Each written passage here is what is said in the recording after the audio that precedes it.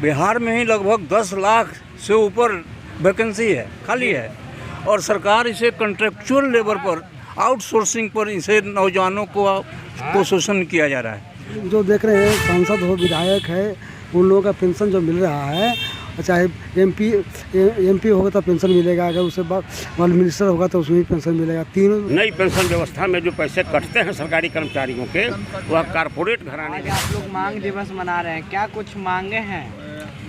जैसे हमारी मांगे हैं कि हमारी पेंशन का जो नया सिस्टम कर दिया गया है उसे समाप्त किया जाए और पुरानी व्यवस्था जो है, पुरानी पेंशन व्यवस्था को लागू किया जाए। नई पेंशन व्यवस्था में जो पैसे कटते हैं सरकारी कर्मचारियों के, वह कारपोरेट घराने में जाते हैं, उससे पूंजीपतियों को फ़ायदा होता है, उससे कोई कर्मचारियों को फ़ायदा नहीं है। अगर कुछ निवेश में फ़ायदा हुआ तो हुआ, और नहीं हुआ तो जय जय सीताराम। दूसरी बात कि 80 बरस पर हमको 20% मिलता है रिटायर होने के बाद, 60 के बाद बीच में कुछ नहीं, 80 साल पर हमें जो है 20% मिलता है। लेकिन हमारा कहना है कि 65 पर 20% दीजिए, 70 पर 20% दीजिए, फिर 75 पर दीजिए, 80 पर दीजिए, और 85 पर हमें फुल पेंशन होना चाहिए।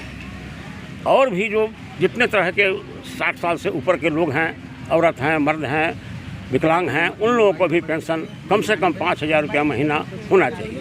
वो 400 रुपये देने से काम नहीं चलेगा। अभी पेंशन मिल रही है ना? हाँ, पेंशन मिल रहा है जी हाँ। लेकिन पुराने पेंशन व्यवस्था की बात करते हैं, पुरानी पेंशन व्यवस्था लागू की जाए, ये कहना है। क्या नाम है आपका? आमोद कुमार, पेंशन एसोसिएशन जिला मंत्री पटना। आज आप लोग मांग दिवस मना रहे हैं, क्या कुछ मांगे हैं, क्या कुछ कहना है पेंशन को लेकर? हाँ, पेंशन के लिए तो वही है कि जो पुरानी जो व्यवस्था है और नई व्यवस्था में बहुत फ़र्क है, और ऐसी व्यवस्था होनी चाहिए जो कि हर तरह बराबरी हो। जैसे अभी जो देख रहे हैं सांसद हो, विधायक है, उन लोगों का पेंशन जो मिल रहा है, चाहे एमपी होगा तो पेंशन मिलेगा, अगर उससे बाद मिनिस्टर होगा तो उसमें भी पेंशन मिलेगा।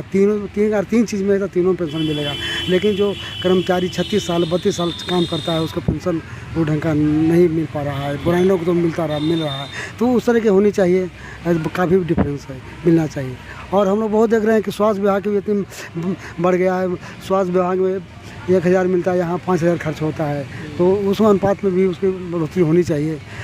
और उसके बाद रेलवे में कभी देख रहे हैं कि कंसेशन मिलता है, घूमने फिरने के लिए लोग जाते थे। यानी आप लोग को कहना है कि पुरानी पेंशन? हाँ, पुरानी पेंशन लागू होना चाहिए, हर कीमत पर होनी चाहिए, बस इतनी का। क्या नाम है आपका? मेरा नाम धूरीदास हुआ, पेंशनर।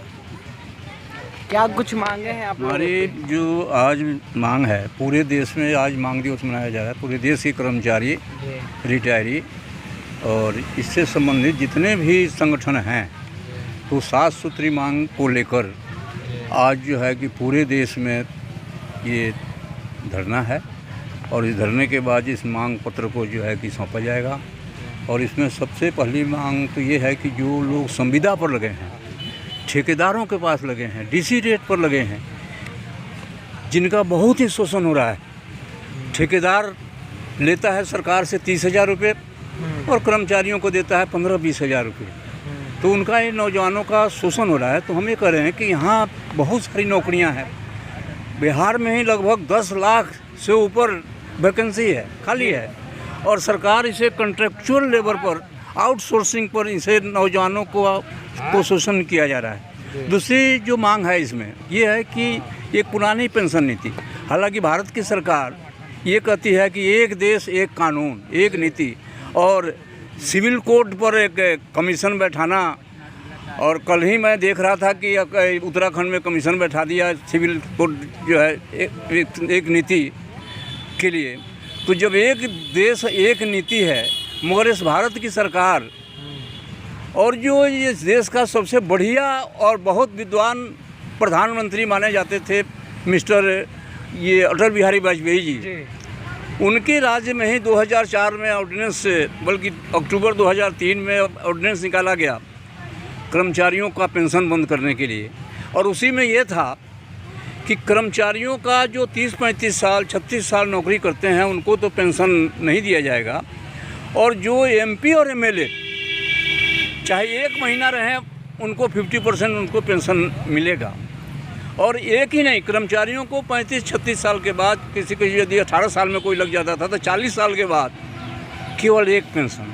और वो जितने बार एमपी बनेंगे, जितने बार एमएलए बनेंगे, एमएलसी बनेंगे या राज्यसभा के मेंबर बनेंगे, उतनी बार पेंशन है। और एक बात और, इस पेंशन पर इनकम टैक्स भी नहीं है, सरकार देती है। तो हमें कहते हैं कि जब देश में आप कह रहे हो कि एक देश एक कानून एक नीति, तो ये लोगों के साथ दोहरी नीति कैसे अपनाई जा रही है। और ये इतना, हालांकि ये राजनीतिक का जो है कि था कि हम पब्लिक सेवा करेंगे, मगर ये तो साफ दिखाई दे रहा है कि ये पब्लिक सेवा के अलावा अपनी सेवा ज़्यादा है।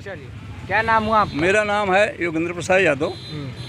और उसके साथ साथ और भी है ऐसे मांगे, 7 पॉइंट बताया मैं आपको।